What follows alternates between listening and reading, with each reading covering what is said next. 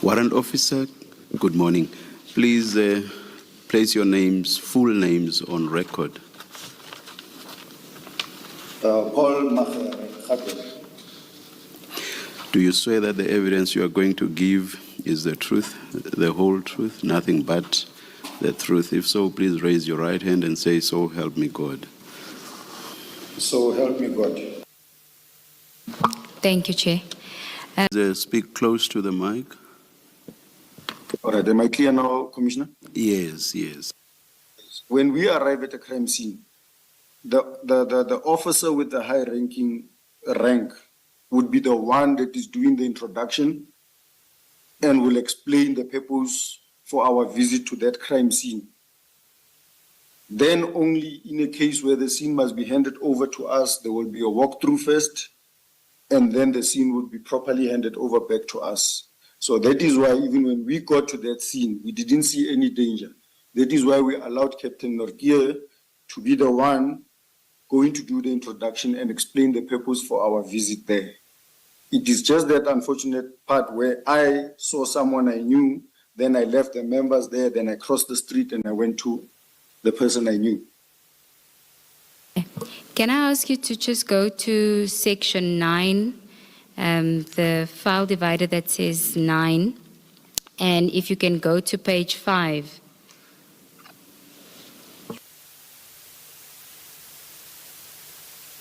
It is Annexure EAK1. Do you have? Am I clear now, Commissioner? Yes, yes. When we arrive at a crime scene, the officer with the high-ranking rank would be the one that is doing the introduction and will explain the purpose for our visit to that crime scene. Then only in a case where the scene must be handed over to us, there will be a walkthrough first, and then the scene would be properly handed over back to us. So that is why even when we got to that scene, we didn't see any danger. That is why we allowed Captain Norkier to be the one going to do the introduction and explain the purpose for our visit there. It is just that unfortunate part where I saw someone I knew, then I left the members there, then I crossed the street and I went to the person I knew. Can I ask you to just go to section 9, the file divider that says 9, and if you can go to page 5.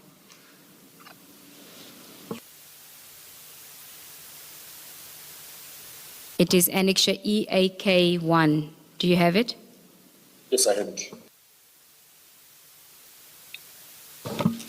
Now, if you go to a paragraph, there's numbers there, and if you look at number 2, it says they informed us that they executed a J50 and J51 warrants, and they didn't want to show us J50 and J51.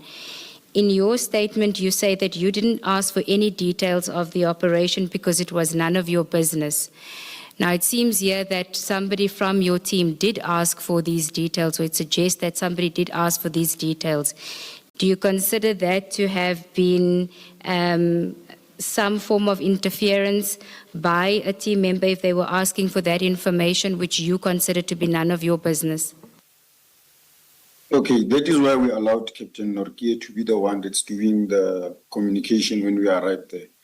I don't know what led them to come to this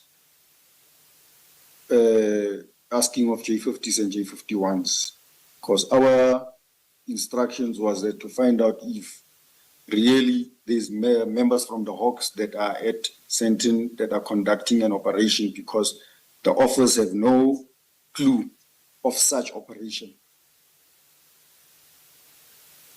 Okay, so if somebody had asked for this information, you consider that to not have been part of what it is that you were asked to go and do there?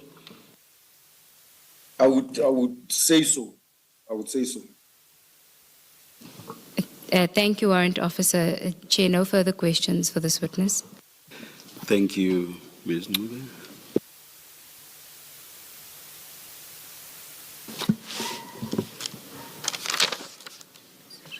Warrant Officer Radebe, in your statement at paragraph 8, where you mention Sergeant M.T.S, if you go after where you say how he greeted you and this is how you're commonly known, you then say, when I approached him, he asked me, did they also send you? You see where I'm reading? I can see, Commissioner. Yes. They in that sentence, did they also send you? Did he say who is the they He did not say, but that was his exact words to me. Yes. If I can put it in Zulu, I think it would make more sense. Okay. Operation.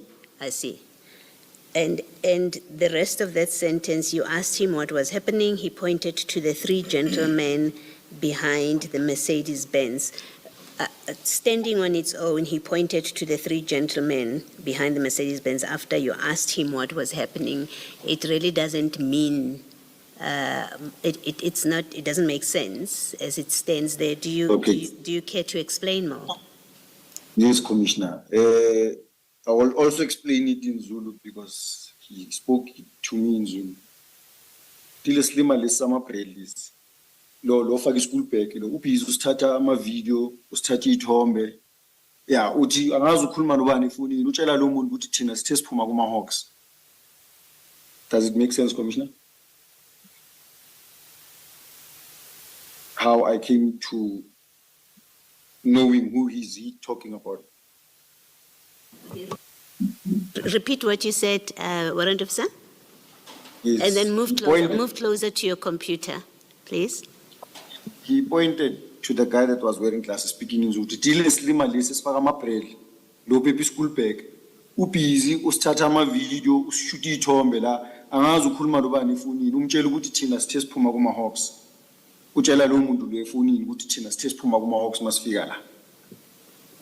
Okay, and you say this person that is describing as Islim Malises Fagama Brel, is that the person you The one say? big school bag. And that's the person you say is Malcom X in the next paragraph. Is that the same Correct, person? Commissioner. Okay. All right. And then lastly from me, you in paragraph 10 then describe the three people, Malcom X, advocate, Radebe, and then there's another person there that you say you don't recognize, the shorter gentleman next to Malcom X. But then in the next paragraph, and I just want to make sure that they link up, in the next paragraph 11, you start by saying, while I was chatting to them. Who is them there? It was Sergeant Tetwa and the team he was with, the PIU team he was with. So it's not the Malcom X party. Good morning, Warrant Officer. Morning, Commissioner. I don't think you can see me. I don't know what's wrong with my video. I just need you to confirm two things for me. One is in paragraph 12 of your statement that you were not on the scene for more than 10 minutes. So you confirm that what you were sent to the Bryanston house, sorry, it's not Bryanston, what you were sent to the Sandhurst house to do, you could do that in 10 minutes, right? Because of the nature of like how I found the place to be, like I found people I knew that they were police officers. Yes. So I'm still uneasy about why the other Hawks members were there for 50 to 60 minutes, because it's quite clear that what the Hawks were sent there to do, and your team actually confirms this, you could do that in 10 minutes and leave the scene. They didn't have to be there for 50 to 60 minutes. But I just need you to read paragraph 14 of your statement into the record. I'm more interested in the third sentence, but just read all of it into the record, please. There was no reason for me to interfere with anyone's duties. As soon as we arrived on the scene, it was clear to us that it was a legitimate police operation. I interacted with the members that I knew. I did not ask them about the details of the operation. It was none of my business. Thank you.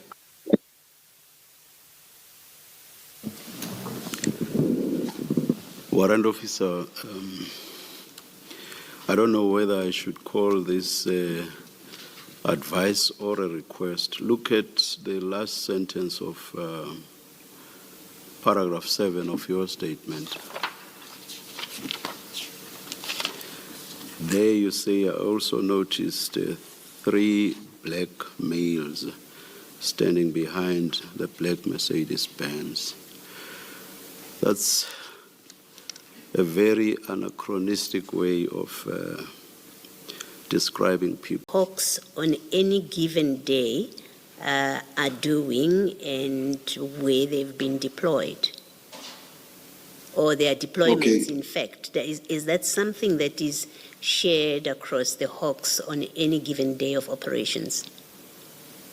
Commissioner, for all Hawks members, before conducting any operation, the member must first send an operational plan to the office, to the immediate commander, explaining briefly what operation is he going to conduct, where is he going to be, and with how many members. We sometimes utilize members outside the DPCI, meaning our uniform people, our flying squad, or our TRT. We mention them in the operational plan. That operational plan is sent to our immediate commander. Our immediate commander will therefore send it to provincial. Provincial will therefore send it to head office. This is not shared to the members on the ground. It is just for commanders to know the whereabouts of the members and what they are doing. You would not have known, for example, that Captain Kruger on the day had another operation elsewhere? Correct, Commissioner. I wouldn't know. Okay, thank you. Thank you, Commissioner. Thank you very much, Warrant Officer. Chair, there's just one more question for, we are able to share the screen now. Warrant Officer, are you able to see the photograph on your screen? Correct, I can see it, Commissioner. You indicated in your statement that you saw a black Mercedes-Benz. Is that the Mercedes-Benz? Correct, that's the Mercedes-Benz, Commissioner. And you say you saw 3 gentlemen, but there's only 2 now. Can you identify any of them? I see one is banded there with red sneakers, so I see 3. Though I can't see his face, that one there. Oh, yes, that's correct. Yes, he's standing against the pole. Yes, Commissioner. The one that's wearing a blue shirt, I think it's a blue shirt, on your right-hand side. Yes, Not the one with the hands at the back. yes. The one that's, I think he stretched out his arm. That is Advocate Radebe. Okay, and the other gentleman with his hands behind his back, that's the gentleman you don't know. I don't know the gentleman. And the person with the red sneakers? I can't see him. Okay, so that person was not the person that you saw with these 2 gentlemen when you arrived? I can't say that now because I can't recognize exactly the clothes he was wearing, but he was standing with these 2 gentlemen. Okay, but the So person... possibly it could be. Continue. Possibly it could be him, but he was standing with these 2 gentlemen. It's just that I don't know when this photo was taken. Okay, but when you arrived, you saw these 2 gentlemen with Malcom X Correct, Commissioner. by this vehicle. Correct, Commissioner. Okay, thank you. No further questions, Chair. Thank you for real now. Thank you very much, Warrant Officer. Thank you, Commissioner.